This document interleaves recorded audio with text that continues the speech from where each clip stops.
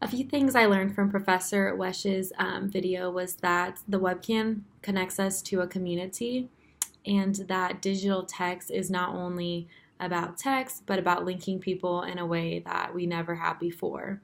And also that his Web 2.0 video became on the top of the list because people would put a tag on it, put it on their website, and so it got farther out on the media faster.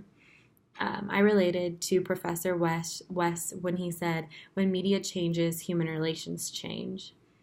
And I think that was very true and relatable.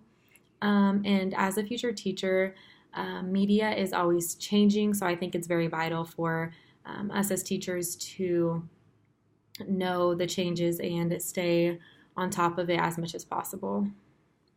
For my podcast, I watched a TED Talks video, an educational one. It was called a Let's Teach for Mastery, Not for Test Scores. And in the video, he talked about how students have lecture and then homework, lecture, homework, on, and then they get a test. The test is graded, and then they get their grade back, and they either get a 95 or a 76, and then you go on and you start the next lesson.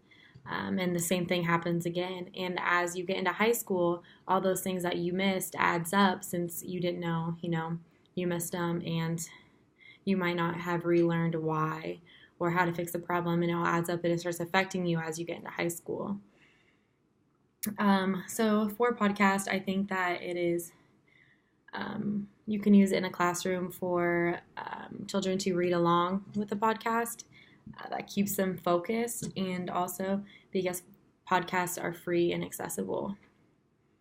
For my cloud-based bookmarking tool, I used Dig, and I thought it was very useful. It had good material on it. It was easy to find.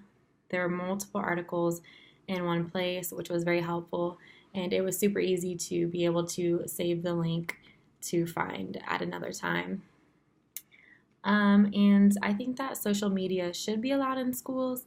I think that they are useful and up to date. But there's also a lot of negative comments and things on social media, so it definitely needs to be monitored really well. But I think YouTube videos would be something that all teachers could use and relate to and help students learn, and it's something different than just listening to your teacher talk all the time.